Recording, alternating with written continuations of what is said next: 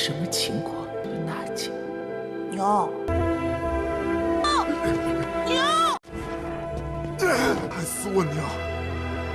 打死你这个老家伙！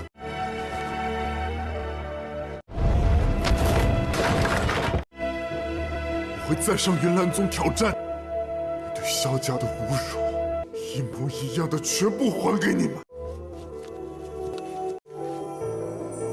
Ternyata isi gulungan itu merupakan masa lalu dari Xiaoyan. Dan faktanya, pahlawan yang selama ini ditunggu oleh semua orang adalah Xiaoyan. Dan Xiaoyanlah nantinya akan menjadi pemimpin seluruh klan di dunia ini untuk memerangi kejahatan. Oleh karena itu, ia pun langsung dihormati para guru-guru.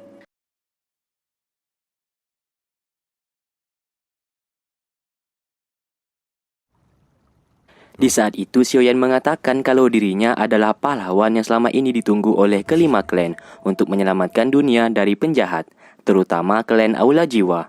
Guru tua berkata, takdir Xiaoyan sudah ditentukan dan itu merupakan tanggung jawab yang besar yang harus ia sanggupi. Lalu ia menemui kepala sekolah. Di sini ia masih belum yakin apakah dirinya adalah orang yang tepat untuk menjadi sang pahlawan karena mengingat ia masih muda dan belum siap untuk menjadi pemimpin seluruh klan yang ada di belahan benua. Ia yakin ramalan itu meleset dan pahlawan itu bukan dirinya. Kepala sekolah mengatakan ramalan itu bisa saja didapatkan oleh banyak orang. Namun saat ini, buku gulungan itu meramalkan kalau Xiaoyan merupakan orang terpilih. Dan ia harus siap, yakin, dan percaya dengan diri sendiri merupakan kunci untuk menjadi orang yang hebat. Apapun yang sudah Xiaoyan lakukan, itu merupakan sebuah takdir yang menuntun dirinya untuk menjadi pahlawan. Misinya saat ini, ia harus membasmi para penjahat dan klan Aula Jiwa yang sudah merusak keseimbangan kelima klan. Lalu Xiaoyan menunjukkan gulungan jurus 3 serangan inti bumi yang sudah diberikan kepadanya dari ular piton penjaga pavilion. Kepala sekolah meminta Xiaoyan untuk mempelajari isi gulungan tersebut karena kekuatannya sangat besar. Ia pun mulai mempelajari isi gulungan itu dan mengkombinasikan dengan pedang miliknya.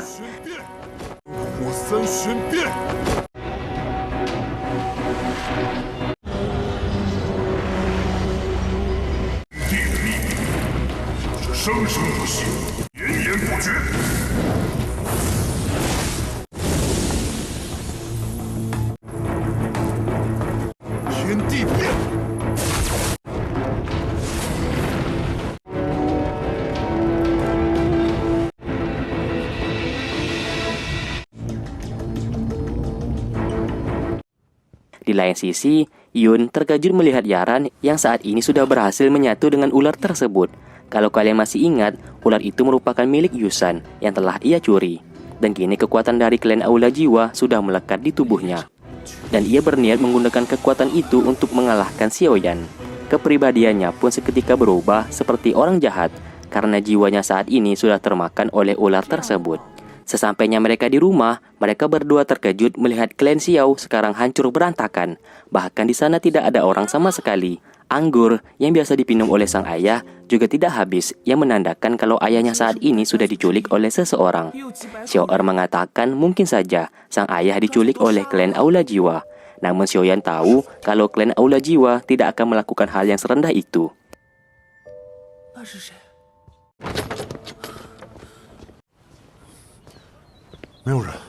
Ia pun keliling untuk mencari informasi. Tak lama kemudian, ia melihat warga sipil yang masih menetap di klan Xiao. Ia pun bertanya apa yang sudah terjadi terhadap klan Xiao saat ini. Dengan sangat ketakutan, warga sipil mengatakan 2 bulan yang lalu telah terjadi insiden yang dimana seluruh keluarga Xiao diserang oleh seseorang yang bernama Zi Yunshou. Dan orang itu membunuh semua keluarga Xiao dan membawa ayahnya. 传说就是他们灭了萧家，还抓走了。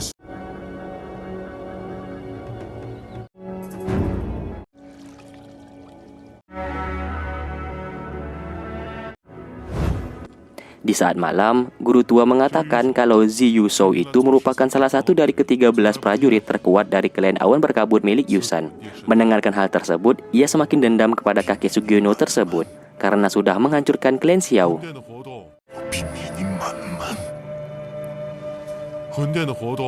Guru tua menanyakan kemana larinya batu giok milik klan Xiao. Di sini, Xiaoyan bingung dan bertanya apa itu batu giok. Guru tua menjelaskan kalau dulu pemimpin dari seluruh klan telah memberikan masing-masing kelima klan sebuah batu giok. Dan batu giok itu merupakan simbol dari masing-masing kelima klan yang memiliki kekuatan yang sangat besar yang tersimpan di dalam batu giok tersebut. Dan batu giok itu merupakan sebuah simbol untuk memimpin sebuah klan. Dan saat ini, Yusan ingin mengambil seluruh batu giok dari kelima klan supaya dirinya bisa menjadi pemimpin. Guru tua mengatakan saat ini mungkin ayah Xiaoyan sedang berada di dalam reinkarnasi jiwa milik Fan Long. Sebelum terlambat, Xiaoyan harus lebih dulu menyelamatkan batu giok milik klannya sebelum jatuh ke tangan Fan Long. Dan Xiaoyan bisa pergi ke dalam reinkarnasi jiwa melalui pedang yang dimilikinya. Ia pun berniat pergi ke sana dan akan menitipkan cincin itu kepada Xiaoer. Namun tiba-tiba, guru tua menamparnya. Ia tak mau Xiaoyan pergi sendirian. Ia akan ikut bersama Xiaoyan dan membantunya untuk melawan Fan Long.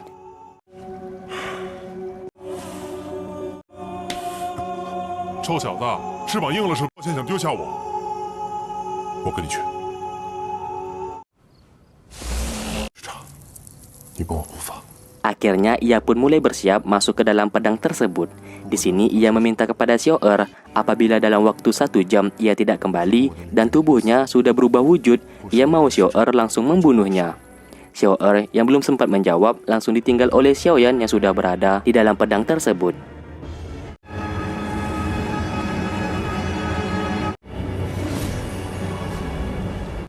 Kini ia mulai memasuki ruang reinkarnasi jiwa.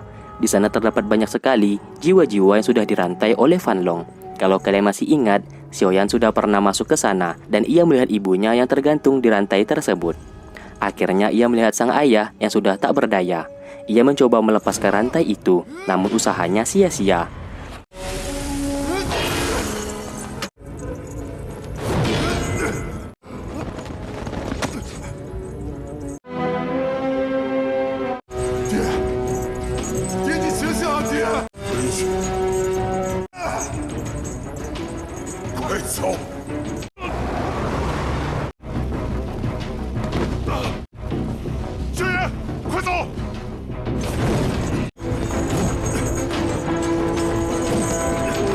Namun tak lama kemudian, Fan Long pun datang dengan wujud yang sangat aneh. Di sana Fan Long meminta batu giok milik klan Xiao.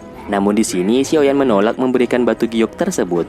Ternyata selama ini Fan Long menaruh harapan kepada Xiaoyan agar mau menjadi penerusnya. Makanya selama ini Xiaoyan selalu dihasut oleh Fan Long. Dan Fan Long juga berbaik hati memberikan pedang itu kepadanya dan mau mengajarkan teknik terlarang milik klan Aula Jiwa kepada Xiaoyan. Namun karena Xiaoyan tidak mempan terhadap hasutan dari Fan Long yang membuat ia menjadi marah dan hendak membunuh Xiaoyan. Pertarungan pun terjadi di sana.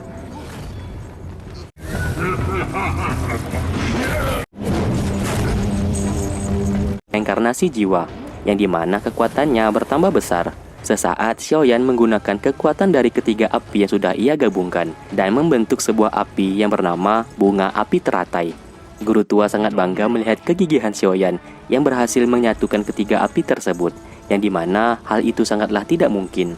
Namun ketidakmungkinan itu dipatahkan oleh Xiaoyan yang saat ini sudah bisa menguasai ketiga api tersebut. Sang guru mengatakan meskipun Xiaoyan tidak pernah menganggap dirinya seorang guru, namun di sini ia sangat bangga kepada Xiaoyan dan menganggapnya sebagai murid terbaik yang ia miliki selama ini. 你是我这辈子最得意的弟子，老师，谢谢你爱我这么久。 Dengan sekuat tenaga, Xiaoyan menerbangkan bunga api teratai tersebut dan terlihat seluruh kegelapan yang dimiliki oleh Fan Long mulai tersedot ke dalam bunga api teratai. Di sini kuku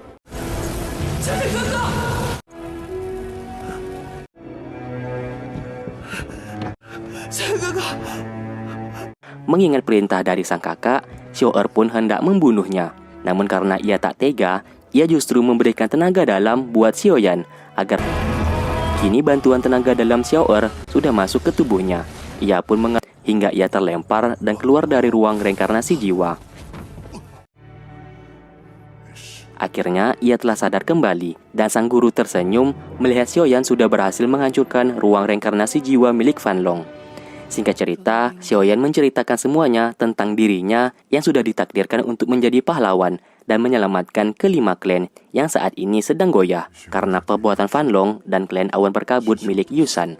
Xiao sangat bersedih melihat sang kakak terus saja mengorbankan diri untuk memerangi kejahatan. Andai saja Xiaoyan tidak masuk ke dalam akademi dan masih berada di toko obat, mungkin saja saat ini Xiao hendak menikahi Xiaoyan karena ia sangat mencintai kakaknya tersebut. Xiaoyan mengatakan takdir sudah memilih dirinya dan saat ini ia harus menghancurkan kejahatan klan Aula Jiwa dan klan Awan Berkabut. Dan itu merupakan tanggung jawabnya sekarang agar kelima klan kembali tentram dan damai. 干嘛呀？没有。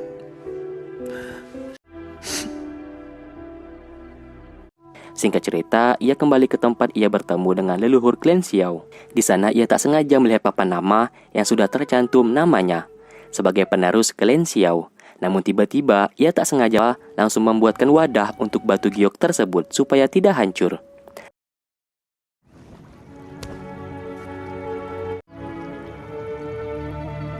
Terlihat Hang Feng dan Guru Gu terkena luka dalam akibat diserang oleh Xiaoyan. Yusan sangat terkejut melihat mereka berdua yang telah disembuhkan.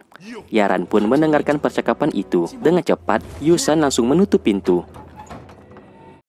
Di sini, ia tidak hanya bertarung dengan Yaran, tapi juga ingin membalaskan dendam kepada Yusan karena telah menghancurkan klan Xiao miliknya.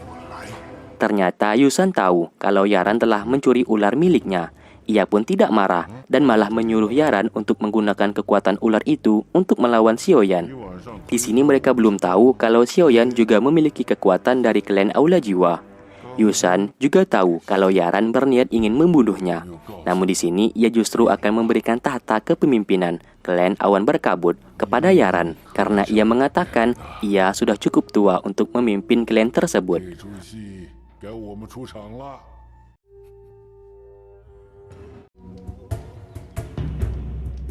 参见，相传于你。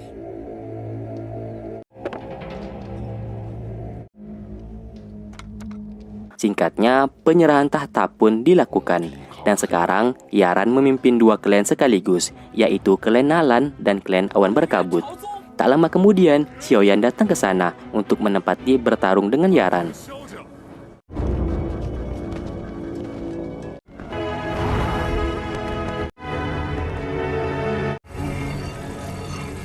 受信用。 Pertarungan pun akhirnya dimulai. Yaran yang sebelumnya selalu menahan diri, kini ia menggunakan kekuatan yang ia miliki untuk melawan Xiaoyan. Ia pun menggunakan jurus dari klan Awan Berkabut. Namun semua jurus yang dikeluarkan oleh Yaran tidak ada artinya di hadapan Xiaoyan. Ia pun terpental setelah diserang oleh Xiaoyan menggunakan pedangnya. Lalu tiba-tiba ia menggunakan kekuatan aslinya yang selama ini orang tidak tahu. Bahkan Yusan terkejut melihat Yaran yang selama ini menyembunyikan kekuatan aslinya.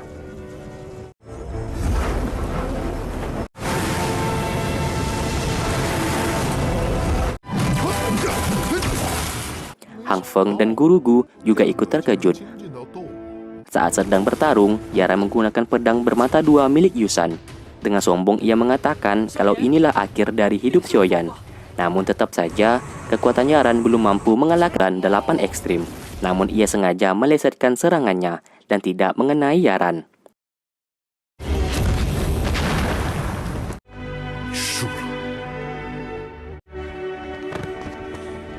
Yaran pun akhirnya kalah. Ia mengatakan apabila Xiaoyan berhasil mengalahkannya, Xiaoyan harus menikahinya. Xiaoyan mengatakan tidak semudah itu Ferguson. Ia bahkan tidak tertarik sama sekali kepada Yaran karena sudah kalah dan dirinya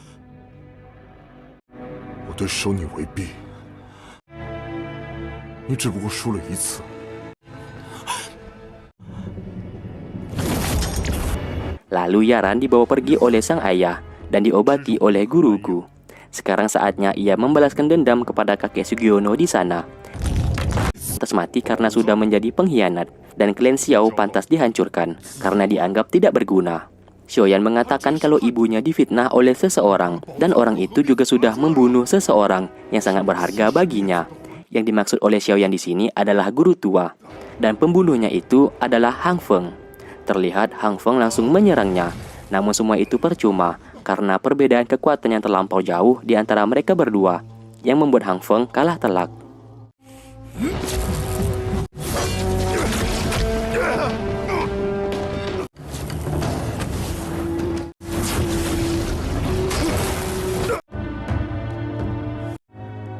Akhirnya kakek Sugiono itu pun turun tangan untuk melawan Xiaoyan. Xiaoyan mengatakan orang yang sudah bersekutu dengan klan Aula Jiwa tidak pantas untuk menjadi pemimpin. Lalu Yusan menyuruh pasukannya untuk membuat sebuah formasi dan mengurung Xiaoyan dengan kekuatan dari klan Awan Berkabut. Suasana seketika berubah menjadi gelap. Tak lama kemudian, formasi itu dihancurkan oleh Xiaoer yang datang ke sana.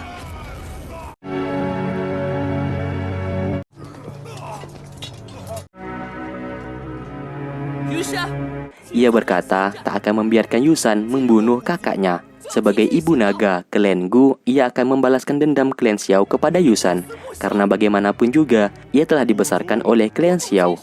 Si kakek bejat ini pun langsung mengeluarkan kekuatan super yang ia miliki, yang melambangkan klan Awan Berkabut.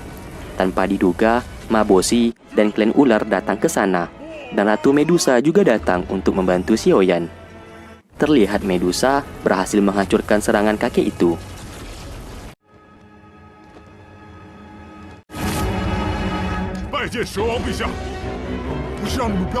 Karena Xiaoyan masih menjadi raja klan ular, tentu saja Mabosi tidak tinggal diam melihat rajanya sedang berperang seorang diri melawan klan Awan Berkabut.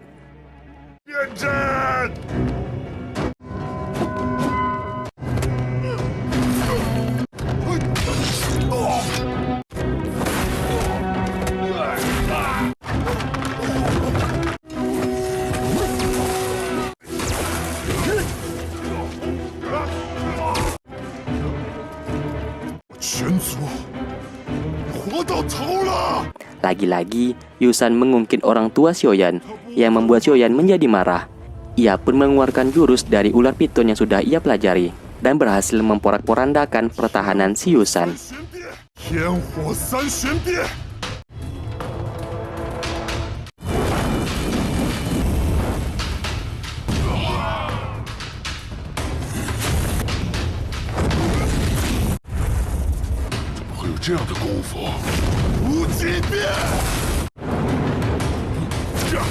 Bahkan perisai pelindungnya tak mampu untuk menahan serangan Xiaoyan. Ia pun terpental dan terluka akibat terkena serangan itu. Di sini kekuatan Xiaoyan sudah jauh di atas rata-rata, bahkan Yusan sendiri tidak mampu untuk menandinginya. Akhirnya ke-13 prajurit dari klan Awan Berkabut datang ke sana. Xiaoyan menyuruh pasukannya untuk mundur sekarang.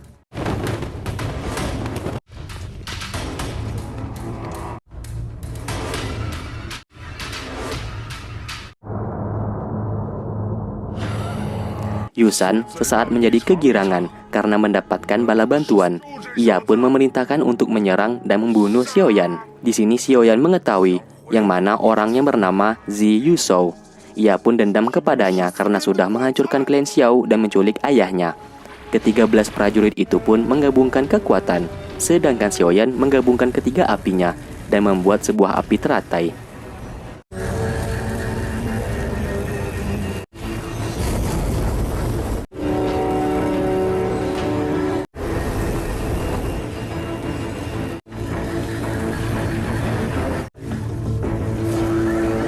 Karena api teratai itu sangat kuat, alhasil mereka semua dengan mudah dikalahkan oleh Xiaoyan seorang diri. Fan Long akhirnya menampakkan diri. Yusan memohon kepada Fan Long untuk mengalahkan Xiaoyan. Seluruh kekuatan mereka pun disedot oleh Fan Long. Guru tua tentu saja tidak ambil diam. Ia rela mati bersama Xiaoyan asalkan Fan Long dapat dimusnahkan. Dengan semua kemampuan yang dimiliki oleh guru tua, ia pun memberikan kekuatan level dewa kepada Xiaoyan.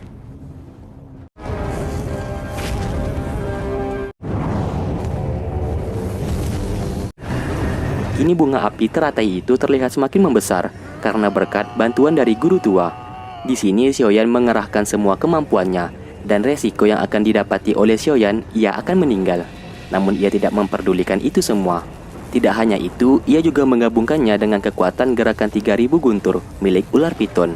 Tidak hanya sekali, ia pun menggunakan jurus gerakan 3000 guntur itu berulang kali, sampai-sampai tubuhnya juga disambar petir berkali-kali.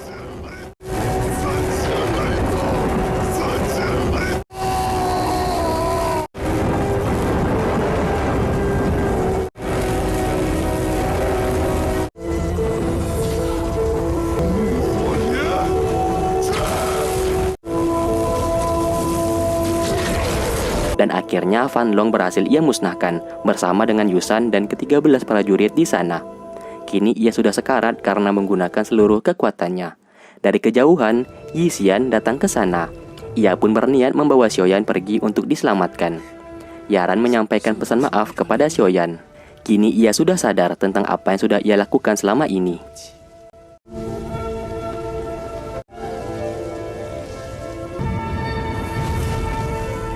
Singkat cerita, Yi Xian menangis melihat Xiaoyan yang sedang sekarat. Kini, Xiaoyan sudah hampir 98% tidak bisa menggerakkan tubuhnya karena luka-luka dan organ vitalnya sudah hancur semua. Yi Xian pun pergi mencari obat dan bala bantuan untuk menyelamatkan Xiaoyan.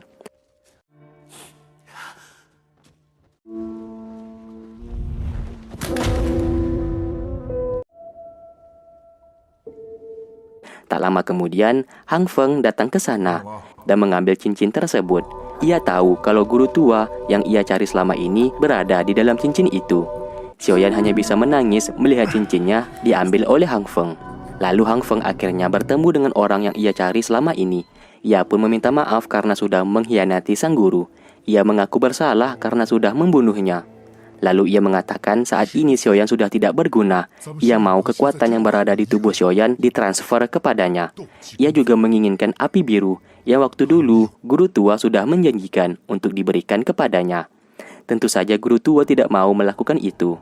Hang Feng pun menjadi marah karena api biru yang dimiliki oleh Xiaoyan seharusnya menjadi miliknya. Ia pun mengikat sang guru untuk dibawa keluar dari dimensi itu. Namun tali itu justru putus. Sesaat guru tua tertawa dendam kepada Hang Feng dan mengatakan kalau ia bisa keluar dari sana, sudah dari dulu ia sudah keluar dan membunuh Hang Feng. Karena Hang Feng satu-satunya murid yang tidak berguna yang ia miliki. Hang Feng pun langsung pergi dari sana dan guru tua langsung terjatuh lemas tak berdaya. Kini cincin itu ia ambil, namun dengan sisa tenaga, Xiaoyan mencoba menahannya.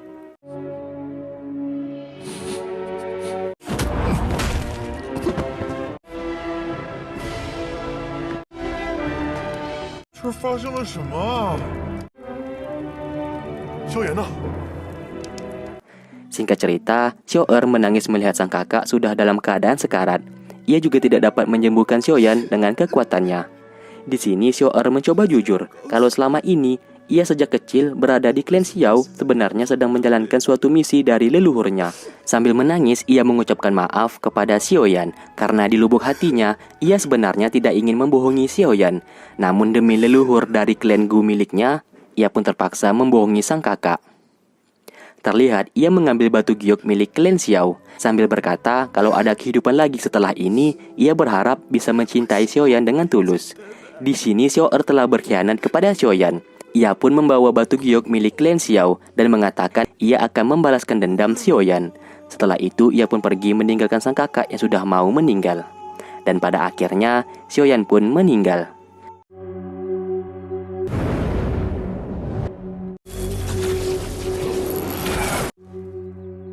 Namun tiba-tiba ia hidup kembali. Ia pun tersenyum dan langsung pergi dari sana. Dan film Fight Break Spirit pun selesai.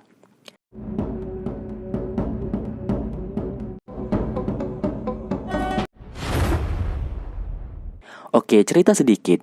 Di sini masih banyak kejanggalan dalam film ini. Mulai dari Xiaoer yang tiba-tiba berkhianat dan mengambil batu giok klan Xiao. Namun di film ini belum dijelaskan secara detail kenapa Xiaoer tega membiarkan sang kakak mati dalam keadaan seperti itu. Yang kita tahu kan Xiaoer sangat setia kepada Xiaoyan. Namun di ending film ini malah ia yang berkhianat. Yang kedua, Yi Xian datang membantu Xiaoyan sambil menunggangi binatang harimau legenda yang seharusnya binatang itu kan sudah mati. Dan kenapa api ungu masih melekat ke dirinya? Kan api ungu sudah ia berikan kepada Xiaoyan. Yang ketiga, Hang Feng telah mengambil cincin itu untuk dibawa ke klan Aula Jiwa. Kan tadi sebelumnya Fan Long sudah dimusnahkan. Apakah Hang Feng mau meneruskan untuk menjadi ketua klan Aula Jiwa? Dan gimana nasib kelima klan saat ini? Apakah akan damai ataukah malah makin hancur? Menurut Mimin sih endingnya sangat menggantung. Film ini dirilis di tahun 2018 dan Mimin sudah nonton 3 kali. Dan sampai sekarang belum ada season 2-nya sih. Satu lagi, alasan Xiaoyan bisa hidup kembali karena waktu itu leluhur klan Xiao sempat memberikan sebuah pil kepada Xiaoyan. Dan pil itu bisa membuatnya hidup kembali. Dan itulah alasan kenapa Xiaoyan bisa hidup kembali. Mudah-mudahan saja season keduanya bisa rilis dalam waktu dekat. Oke, terima kasih buat kalian yang sudah stay tune terus di channel ini dan menunggu video-video yang aku upload. Sampai berjumpa di film yang lainnya. Wassalamualaikum warahmatullahi wabarakatuh.